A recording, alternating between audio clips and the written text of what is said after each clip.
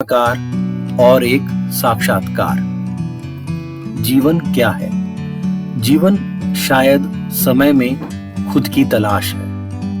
हम सभी अपने अपने तरीकों से अपने आप के विविध आयामों को ही तलाश रहे हैं। इसी सिलसिले में मेरा मिलना हुआ एक कलाकार से और ये एक बातचीत है उनसे। ये जानने की कोशिश है कि किस तरह से एक कलाकार सोचता है।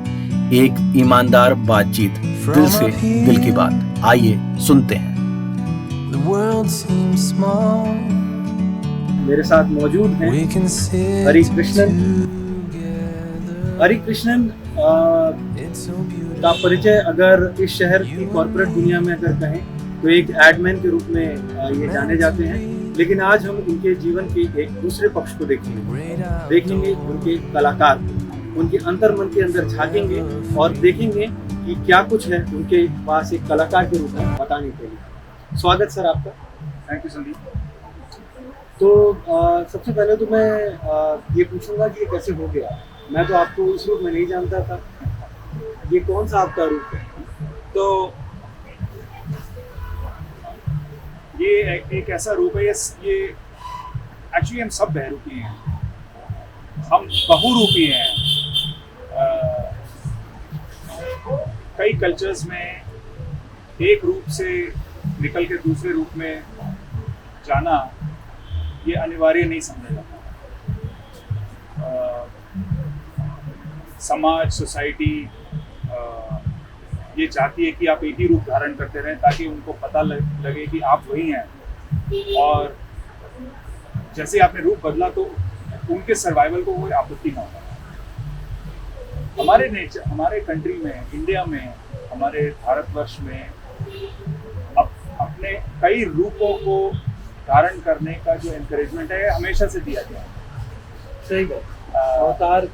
अवतार का कॉन्सेप्ट ही है, जो विचार है जी आपने, अवतार का कॉन्सेप्ट ये है कि आप अपने बड़े सारे फैसेट्स या डायमेंशंस जैसे कह लीजिए, पहलू कह लीजिए, इसको आप बाहर लाएं। इसी चीज को अभिनय कहते हैं। आप सोसाइटी में बड़े सारे अभिनय निभाते हैं, तो ये वैसा एक रूप है। हो सकता है कि हम जिस संदर्भ में थे उसमें मैं ये रोल आपको दिखा नहीं पाया, इसीलिए वो संदर्भ अगर आप ये ले लें तो आप मुझे इस रूप में देख रहे हैं। मैं आपको एक ब्लॉगर के रूप में देख रहा हूँ, जो मैं आपको कभी देखा नहीं। तो संदर्भ जब बदलते रहते हैं, हम अपने रूप बदलते रहते हैं और वही हमारे बहुरूप हैं। बहुत एक खूबसूरत बात आपने कही है। आपने एक बड़े अच्छे तरीके से इस बात को रखा है। और क्या आप इन पेंटिंग्स को जब आप बना रहे हैं तो ये तो बहुत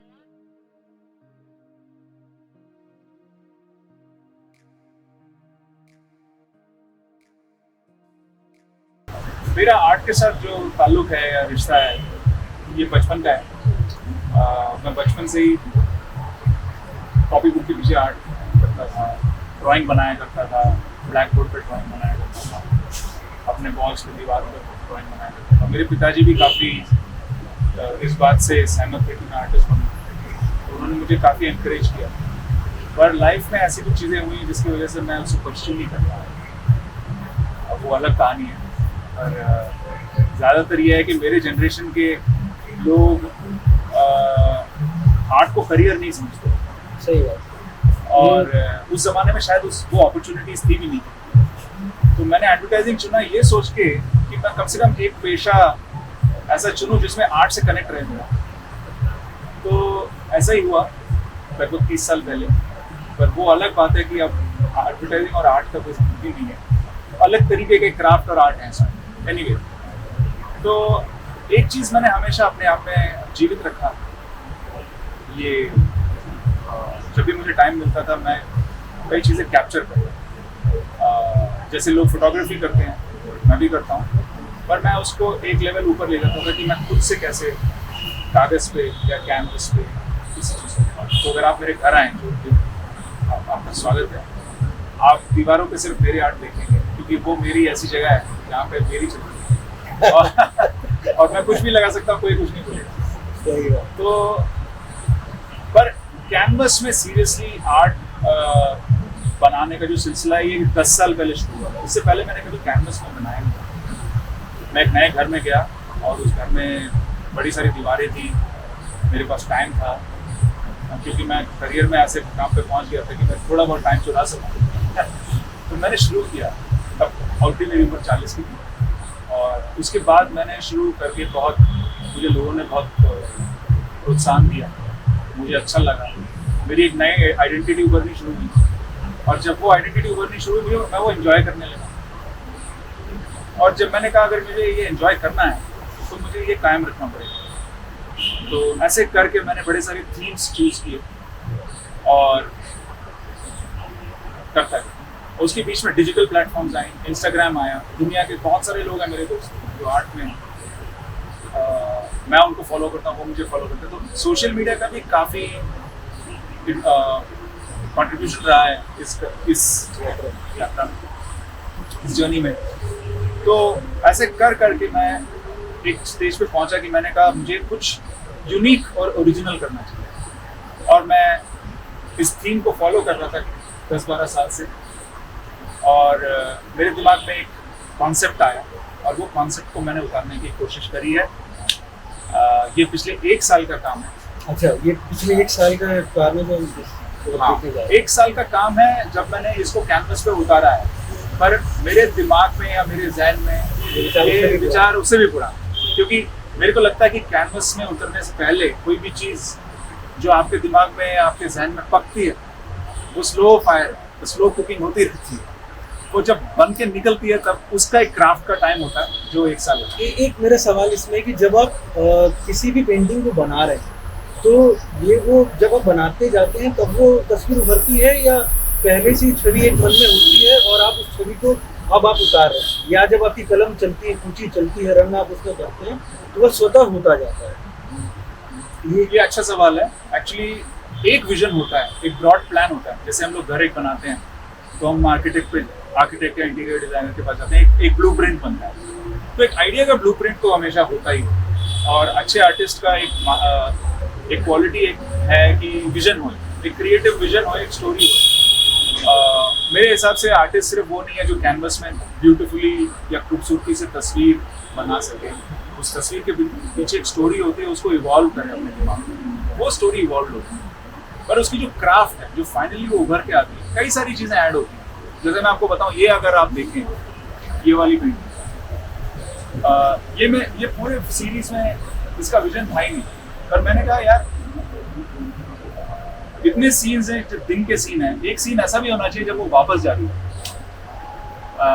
और ऐसा तो कभी मौका मिलता नहीं है गुरुग्राम, दिल्ली, एनसीआर में चांद देखने का, क्योंकि धुआं ही इतना होता है। दिमाग में सोचा, इमेजिन किया कि ये कम से कम सोच खूबसूरत कि ये चांद है और उसमें आप गुड़गांव के लैंडस्केप देख रहे हैं और वहाँ पे सारे लाइट्स जल रहे हैं। और उसके बाद ऐसा जब मैं बनाते मुझे लगा हो सकता है कि उसके साड़ी में ऐसे भी तारे बने हों जो उस लाइट्स के साथ मर्ज हो जाए। तो ये आपके सवाल का जवाब, ये इवॉल्व हुआ जब मैं बना रहा था। तो ये जो और इस मेरे हिसाब से इस पेंटिंग में सबसे इम्पोर्टेंट वो चीज़ है कि जो घरों में जो बत्तियाँ जल रही हैं और इनके साड़ी में जो तारे इन्होंने पहने हुए हैं, ये दोनों मर्ज हो रही हैं। मेरा मीनिंग इसका ये था कि जो ड्रीम्स गुड़गांव में जो लोग हाई राइजेस में रहते हैं, उनके ड्रीम्स और इनके ड्रीम्स में ज़्यादा फर्क नहीं है। हम आपस में एक दूसरे से इंटरडिपेंडेंट हैं, इसीलिए ये तारे मर्ज हो। तो बहुत ही सुंदर। तो ये सोच बाद में है, अगर आपको मैं बताना चाहूँ तो ये आर्ट ऐसा प्रोसेस है जैसे कुछ प्लान होता नहीं है, एक विजन होता है, उसके बाद वो बनता जाता है, उसके बाद वो इवॉल्व होता है और कुछ निकलता है। अच्छा, ये कैसे तय होता है कि नहीं अब रुक जाना, मतलब ये जब, क्योंकि कोई इसमें मैथमेटिक्स नहीं है, कोई खाका नहीं, लेकिन कलाकार अब कब ये कह देता है कि नहीं अब रुक जाता है, ये कब होता है? ये होता है जब आप थक जाते हो क्योंकि कभी कुछ कैनवसेस यहाँ पे ऐसी हैं जो कि मुझे कभी खत्म ही होने का नाम नहीं ले रहे थे। जैसे अगर आप ये देखें, इसमें इनकी साड़ी जो है, इसमें बहुत सारे पैटर्न्स हैं, तो मैंने कहा चलो पैटर्न और बनाते हैं। हफ्ते लग गए क्योंकि मैं बनाता भी सैटरडे संडे को। फिर मैंने उसके ब्लाउज पे पैटर्न्स दिए। फिर एक टाइम ऐसा आया, मैंने बोला यार बहुत होता है, देने को तो मैं और भी तारे बना सकता था इससे, बट वो एक फिटिंग की बात हो जाती है। मैंने कहा इससे ज़्यादा इस आइडिया को ज़्यादा इनपुट नहीं देना चाहिए, क्योंकि इसमें बन चुका है। पर कभी कभी इनकम्प्लीट लगता है जब इसके साथ आप रहते हो। जब आप कुछ भी बना रहे होते हो, इट्स वेरी इंपॉर्टेंट कि आप उस चीज़ के साथ समय बिताएं। तो आपको उसमें कुछ ना कुछ मिसिंग लगेगा। जैसे मैं इस पेंटिंग की बात बताता हूँ। ये पेंटिंग मैंने एक्चुअली ये मेरा सबसे पहला इस सीरीज में पेंटिंग मैंने बनाया, और इसमें इनके साड़ी में बहुत टाइम लगा। उसके बाद भी ये पेंटिंग बड़ा अधूरा लग रहा था। तो अधूरा इसलिए लग रहा था क्योंकि गुड़गांव था, पांचाली थी, उनकी साइकिल थी, पर कुछ मिसिंग था। क्योंकि इस पेंटिंग का थीम था एम्बिशन, यानी कि महत्वाकांक्षा। बिल्कुल बिल्कुल। और मैंने कहा यार गुड़गांव से भी कुछ ऊंचा इनको एक एम्बिशन देना चाहिए। और मुझे सिमेट्रिकली ये पेंटिंग कंप्लीट नहीं लगी, तो मैंने वो एक प्लेन बनाया। तो जब मैंने वो प्लेन बनाया, एक ट्रायंगल सा उभर गया, एक ज्योमेट्रिकली हमारे दिमाग को ना वो पूरा लगने लगा। हाँ, ये यहाँ यदि होता तो खाली रह जाता जी, और वो महत्वाकांक्षा की ऊंचाई को दर्शाता है। तो मुझे वो लग रहा था कि इस पेंटिंग में कुछ मिसिंग है, और सिर्फ केवल मात्र एक छोटे से प्लेन को मैंने ऐड करके इसमें पूरा ट्रायंगल ले आया, जो आपके दिमाग, अगर कोई आपको ये कहानी ना भी बताए तो आपका ट्रायंगल पूरा हो जाता है। Art works like geometry, nobody has to explain it to you. आप बिल्कुल पढ़े लिखे भी नहीं होंगे तो आपको ये विजुअली समझ आ जाएगा कि कहानी क्या है। तो ये आपके सवाल का जवाब है कि मैंने इस पेंटिंग में फुल स्टॉप तब किया जब मैं इसको देखता रहा और मैंने कहा कुछ मिसिंग है, और मैंने प्लेन आप ही की ये बात बहुत ही मतलब एक क्या कहते हैं, सोचने वाली बात है कि आपको खुद से कहना ना पड़े। आर्ट एक रस देने वाली चीज़ है, एक आनंद देने वाली चीज़ है जी। आर्ट।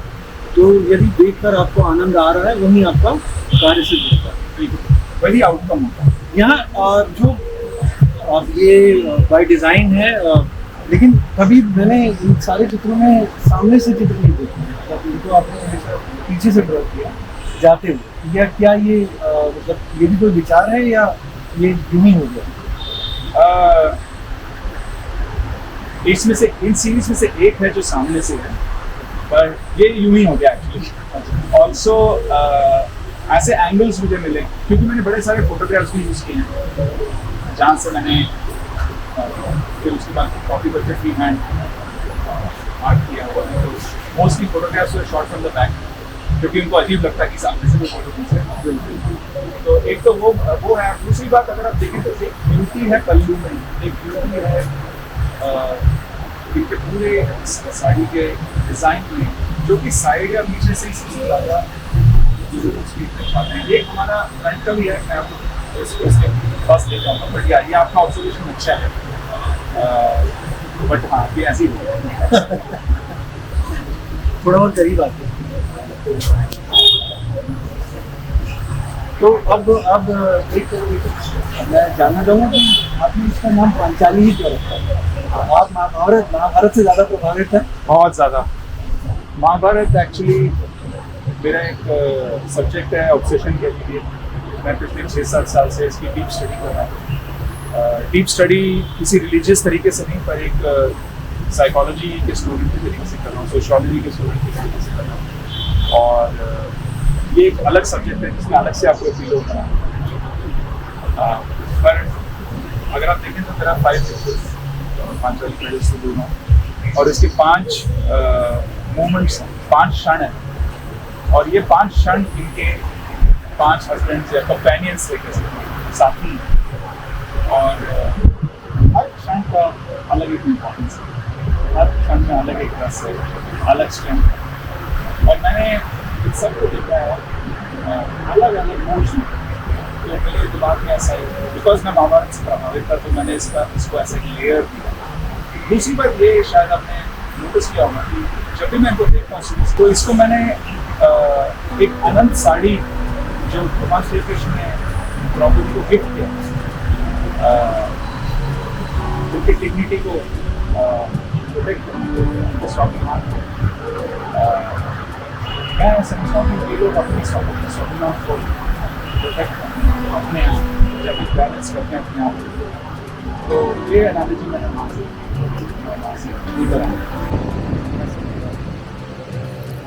समय में खुद की तलाश हमेशा जारी रहनी चाहिए। आपने और हमने देखा कि कैसे खुद की तलाश ने किसी को आज एक कलाकार के रूप में हम सभी के सामने पेश किया है। शौक़े दीदार अगर है तो नजर पैदा कर, यानी देखने का शौक अगर रखते हैं तो नजरिया पैदा कीजिए। ये किसी की पारखी नजर ही तो है जिसने गुड़गांव की सड़कों पर पैडल मारती पांचाली को कैनवस पर उतारा है और यह दर्शाया है कि कैसे वह स्वाभिमान के साथ विकास के पथ पर बढ़ी चली जा रही है।